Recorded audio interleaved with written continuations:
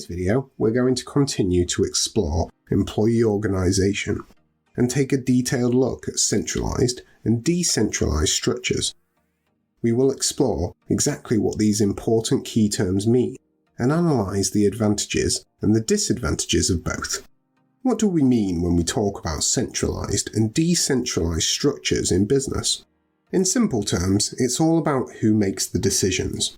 Are decisions made at the centre of the business, by the senior managers, or are those decisions delegated and made by people at different levels across the whole business? A centralised structure is where all the key decisions are made at the centre by those with the most authority, normally the board of directors based at the company's head office. This is a very traditional type of business structure. Decisions are taken at the top and distributed down the chain of command.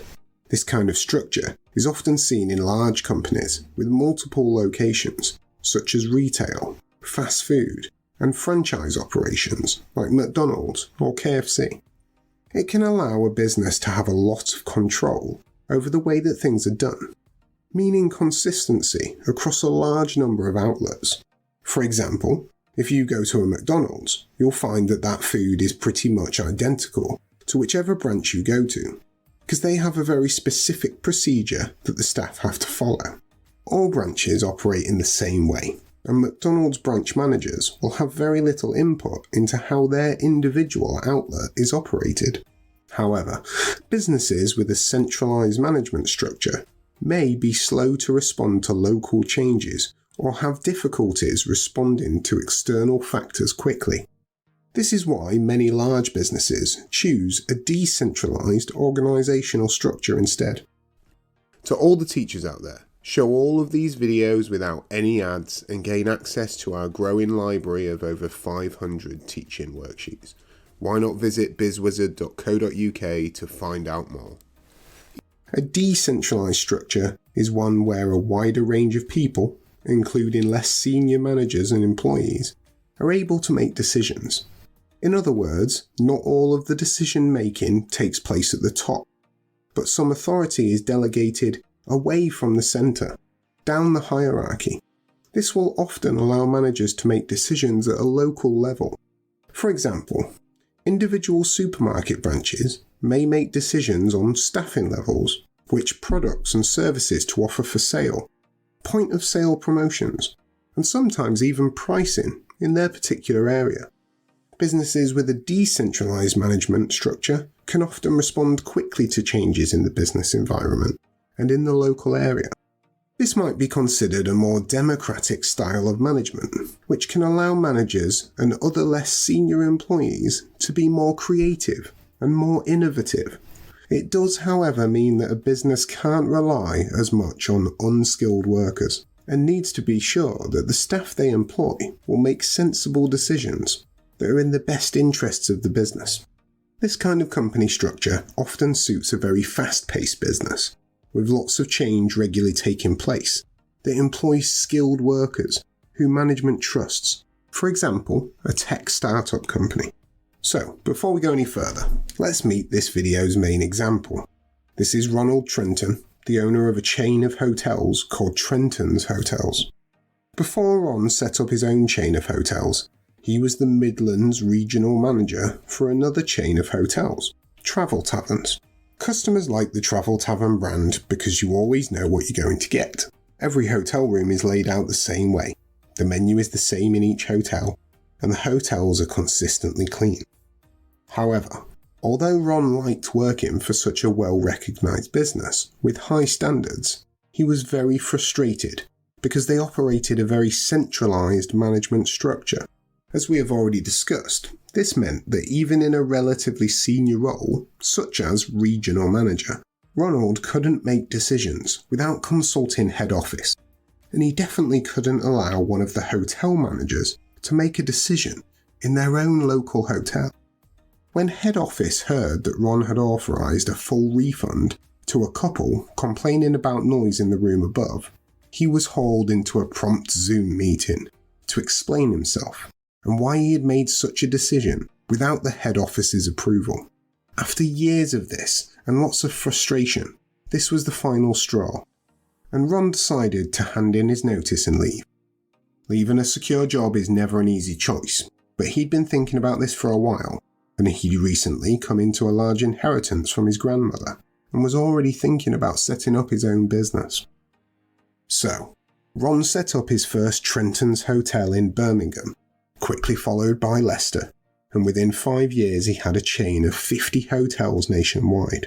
He'd never forgotten how frustrating it was to not be able to make decisions locally back when he managed the taverns. So he decided to give each of his hotel managers the power to deal with customer complaints as they saw fit, obviously after they'd been given appropriate training. Trenton's also allows its managers to make some other decisions locally, such as being able to add regional dishes to the food menu to suit the local area more, and to allow managers to run their own marketing promotions with other local businesses. The hotel managers at Trenton's really appreciate having the power to make these decisions. The managers at Trenton's are very loyal, and in a recent staff survey, 100% of them said that they were very satisfied with working at Trenton's. Ron would tell you it's hard to run a successful hotel chain if you don't allow the hotel managers to make these decisions. However, this doesn't mean that he gives responsibility for running every aspect of the business to his local managers. As an example, the IT and finance functions are all centralised through the head office. It would just be too expensive to do all of that at a local level, and there would be far too much duplication of the same work. It's important to remember that there are certain things that Ron will always decide himself, particularly strategic decisions such as opening up new hotels or deciding to float the company on the stock exchange. And when it comes to talking to the press, Ron always takes care of that himself. After all, it's his name on the hotels, and it's his reputation that's at stake. Bring this video and over 100 more to life with fun, interactive games, quizzes, and case studies.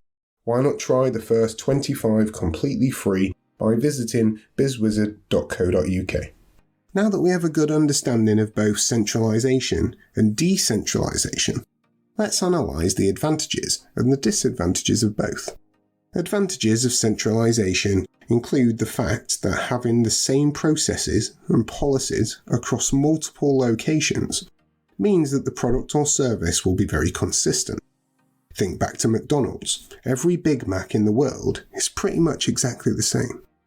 There may be reduced costs compared to a decentralised structure. For example, all of the marketing will be done by one team at the head office instead of at a local level. A centralised business will usually have a clear direction and consistent aims and objectives.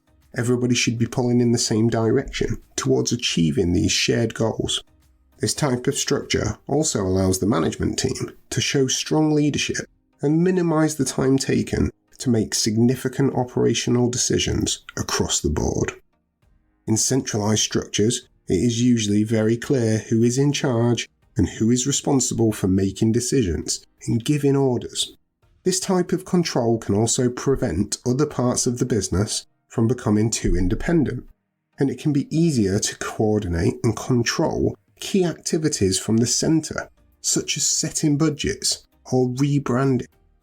However, one of the key disadvantages of a centralised management structure is that it can demotivate employees, as they feel there's a lack of trust from above.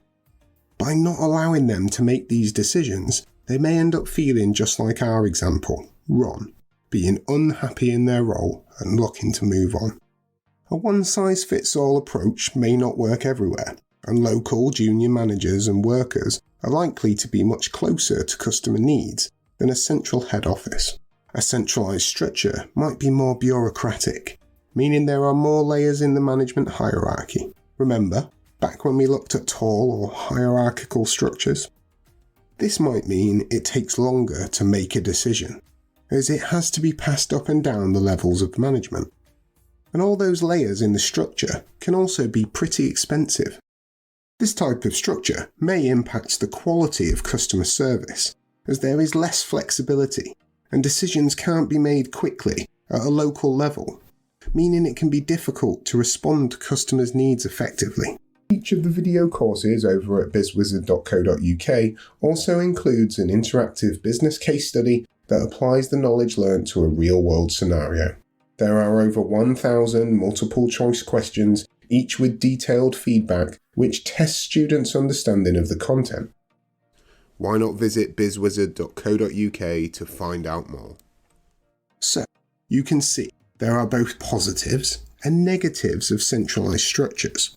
Let's now take a look at the advantages of decentralisation and why this may have been so successful for Ron and Trenton's hotels. The first advantage is that local managers and employees can often respond better to local circumstances, and as decisions are made closer to the customer, this can lead to a better quality of customer service, which is always going to be a good thing. And by allowing managers lower down the chain to make decisions to suit their local area, this should lead to increased employee motivation and job satisfaction, due to the trust that the senior management team have placed in them by giving them this extra responsibility, just like with all of those managers who are working at the Trenton's hotels. Another important advantage is by allowing decisions to be made at a more junior level. This may mean a flatter hierarchy, with fewer layers in the chain of command, often resulting in lower costs and improved communication. Finally, a decentralised structure can be a fantastic way of training and developing junior management to be the senior managers of the future.